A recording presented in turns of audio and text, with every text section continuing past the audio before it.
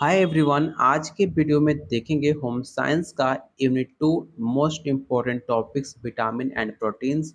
जो आपके पेपर में 3 से 4 सवाल इस 2 टॉपिक से आना हमेशा कंफर्म रहता है। तो चलिए शुरू करते हैं आज का पहला क्वेश्चन। लेकिन उससे पहले अगर आप बीपीएससी तैयारी 4 स्टेट सेकेंड फेज की तैयारी कर रहे हैं तो जो आपके सिलेबस में जितने भी टॉपिक्स दिए गए हैं वो सारे टॉपिक्स कवर करते हुए हमने मोस्ट इम्पोर्टेंट क्वेश्चन आंसर बनाया हुआ है। साथ में आपको 15 प्रैक्टिस सेट, साथ में टॉपिक वाइज थ्योरी और most important previous year question, जिससे आपको आइडिया लगेगा कि प्रीवियस ईयर क्वेश्चन में किस पैटर्न का क्वेश्चन पूछा गया है, किस लेवल का क्वेश्चन आता है, सब आपको आइडिया लग सकता है। ये सब कुछ मिलेगा सिर्फ 300 में। साथ में आपको प्रॉपर गाइड भी किया जाएगा कैसे एग्जाम की तैयारी करनी है, किस टॉपिक पे ज़्यादा फोकस करना है, कैसे आप फर्स्ट अटेम्प्ट पेपर क्वालिफाई कर सकते हो। ये सब कुछ आपको बताया जाएगा। अगर आप इंटरेस्टेड हो लेने के लिए तो आज ही इस नंबर पे कंप्लीट नोट्स आप ले सकते हो, इस नंबर पे व्हाट्सएप करके, जो डेली बहुत सारे बच्चे ले रहे हैं। तो चलिए शुरू करते हैं आज का पहला क्वेश्चन। पहला क्वेश्चन है, प्रोटीन के निर्माण खंड कौन होते हैं? Glucose, amino acid, fatty acid या विटामिन?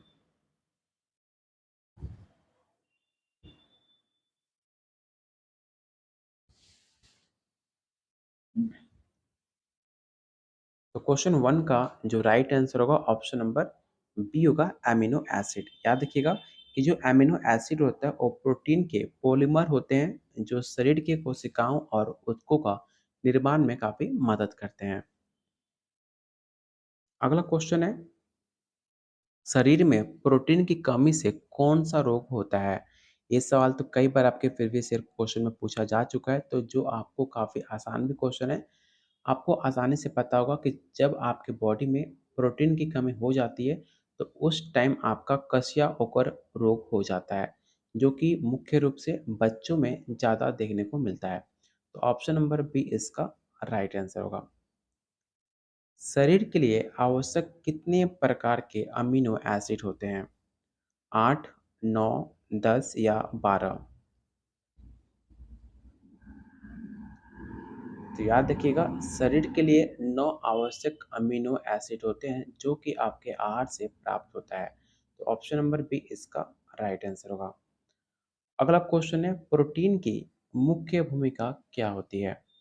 पहला ऑप्शन है ऊर्जा प्रदान करना, ऑप्शन बी है कोशिका निर्माण करना, पाचन या विषैल तत्वों को हटाना। तो याद रखिएगा, प्रोटीन का मुख्य काम होता है कोशिका का निर्माण करना और उनकी मरम्मत करते रहना। Option number B. दालों में किस प्रकार का प्रोटीन पाया जाता है? संपूर्ण प्रोटीन, अपूर्ण प्रोटीन, फैट आधारित प्रोटीन या कार्बोहाइड्रेट? तो इसका राइट आंसर होगा ऑप्शन नंबर बी, अपूर्ण प्रोटीन, जो कि आपके दालों में पाया जाता है क्योंकि इनमें सभी आवश्यक अमीनो एसिड नहीं होते। अगला क्वेश्चन है, सबसे उच्च जैविक मूल्य वाला प्रोटीन किस खाद्य स्रोत में पाया जाता है? इस सारे ऑप्शन को ध्यान से देखिएगा क्योंकि ये सभी अमीनो एसिड का प्रोटीन के लिए सबसे ज़्यादा स्रोत पूछा गया, लेकिन सब में प्रोटीन पाया जाता है। लेकिन आपको सबसे ज़्यादा किसमें पाया जाता है, सबसे उच्च, आपको वो बताना है। सोया, मछली, दूध या अंडा? तो इसका राइट आंसर होगा ऑप्शन नंबर डी, अंडा में सबसे ज़्यादा प्रोटीन पाया जाता है। क्वेश्चन नंबर 7 है, कौन सा भोजन शरीर के प्रोटीन की आवश्यकताओं को पूरा करता है? आपके पास 4 ऑप्शन है, 4 ऑप्शन को देखिए और बताइए इसका राइट आंसर क्या होगा।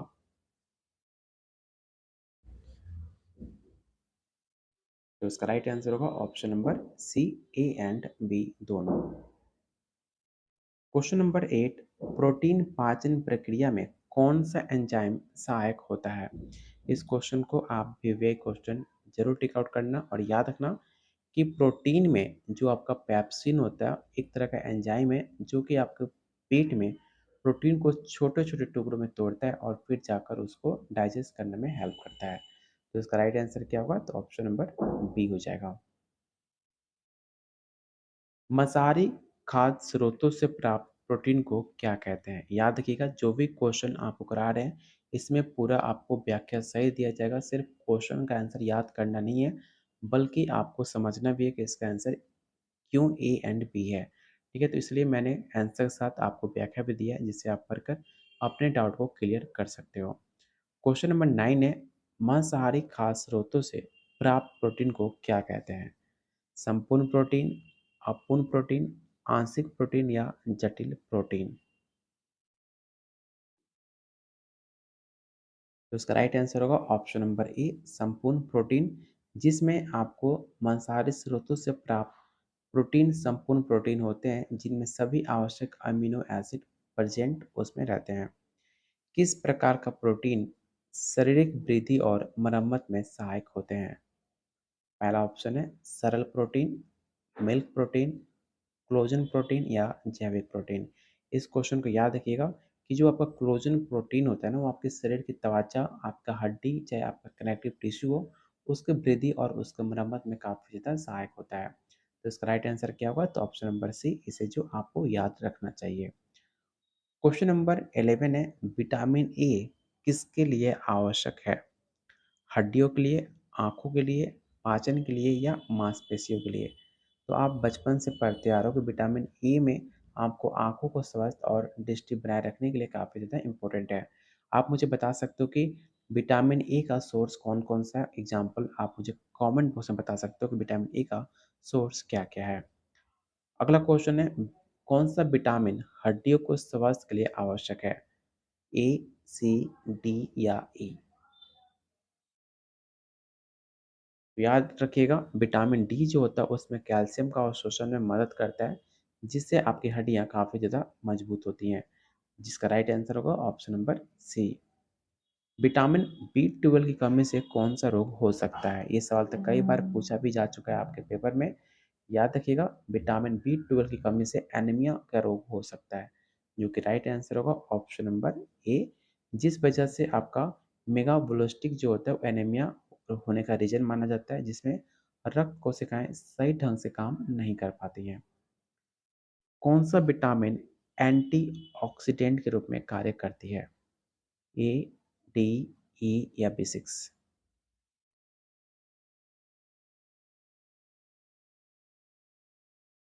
तो इसका राइट आंसर होगा option number C, vitamin E. Vitamin C की कमी से कौन सा रोग होता है? एस्कर्वी, अरेक्टस, पेलाग्रा या बेरी-बेरी? तो काफ़ी आसान क्वेश्चन है। अगर आपके बॉडी में विटामिन सी की कमी हो जाती है, तो आप एस्कर्वी रोग के शिकार हो जाते हो और आपके जो मसूड़े में सूजन और खून बहने की समस्या हो जाती है। तो इसका राइट आंसर क्या होना चाहिए? तो ऑप्शन ए होगा। कौन सा विटामिन गर्भवती महिलाओं के लिए आवश्यक होता है? इस क्वेश्चन को याद रखिएगा कि जो विटामिन आपका बी9 होता है ना, जो फोलिक एसिड जिसमें पाए जाते हैं, वो गर्भवती जो प्रेग्नेंट लेडीज होती हैं उनके लिए काफ़ी ज़्यादा आवश्यक होता है, क्योंकि इसमें मस्तिष्क और रीढ़ हड्डी का विकास होता है। इसलिए फोलिक एसिड, जिसे आप विटामिन बी9 के नाम से जानते हैं, वो काफ़ी ज़्यादा उनके लिए बेनिफिशियल होता है। विटामिन के किसके लिए ज़रूरी है? ये सवाल तो कई बार आपने एग्ज़ाम में देखा होगा कि विटामिन के जो होता है, जब आपका रक्त का थक्का जम जाता है, उसको बनाने के लिए विटामिन के का यूज़ किया जाता है। तो इसका राइट आंसर क्या होगा? तो ऑप्शन नंबर ए हो जाएगा, रक्त का थक्का बनाने के लिए। विटामिन बी1 की कमी से कौन-सा रोग होता है? पहला ऑप्शन है पेलाग्रा, स्कर्वी, बेरी-बेरी या रेक्टेस? अगर आपके बॉडी में विटामिन बी1 की कमी हो जाती है, तो आपके अंदर बेरी-बेरी रोग होती है। विटामिन बी1 को क्या कहते हैं? तो याद रखिएगा, विटामिन बी1 को थायमीन कहते हैं, ठीक है? इसका साइंटिफिक नाम पूछ सकता है कि बी1 का साइंटिफिक नाम क्या है? तो थायमीन है, जिससे आपकी कमी से बेरी-बेरी रोग होता है, जो आपका नर्व होता है, जो आपका हृदय संबंधी समस्याओं का एक कारण बन सकता है, जिस वजह से आपका हार्ट डिजीज़ भी हो सकती है। विटामिन ए का मुख्य स्रोत क्या है? अनाज, फल और सब्जियाँ, मांस या दूध?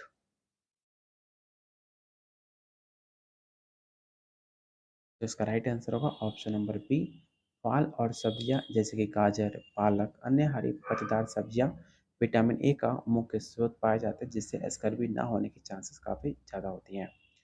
विटामिन बी किस श्रृंखला को एनर्जी विटामिन कहा जाता है? मतलब किस विटामिन बी को एनर्जी का स्टोर कहा जाता है, आपको ये बताना है। इन 4 ऑप्शन में से आपको एक राइट आंसर आपको चुनना है। इसका राइट आंसर होगा option number A vitamin B1, बी2 and B3. अगला क्वेश्चन है विटामिन डी का मुख्य स्रोत क्या है? फल, मांस, सूर्य की किरणें या दालें? तो काफ़ी आसान क्वेश्चन है। आपको बोला जाता है कि सूर्य की किरणें लें जिससे आपको विटामिन डी मिलेगा।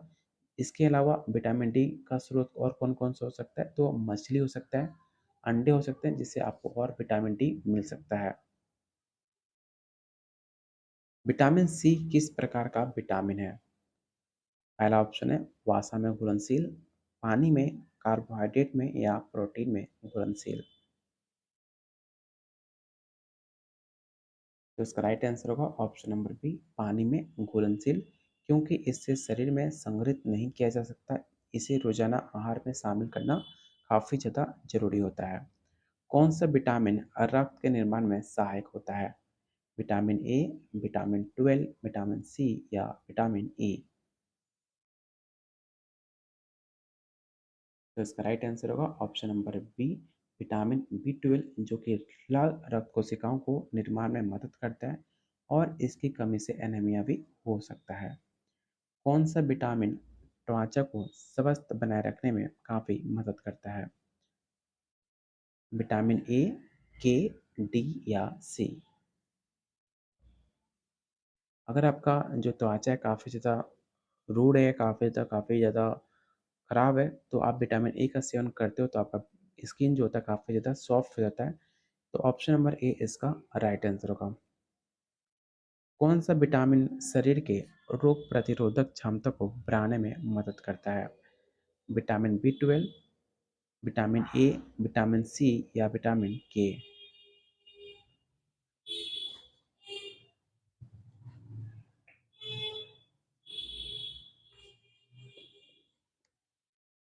तो इसका राइट आंसर होगा option number C vitamin C. आपके बॉडी को प्रतिरक्षा करने में काफ़ी मजबूत करने में मदद करता है और इसको संक्रमण से लड़ने में भी सहायक होता है। विटामिन ए की कमी से शरीर में कौन सी समस्या हो सकती है? आंखों की समस्या, रक्तस्राव, मांसपेशी की कमजोरी या पाचन की समस्या?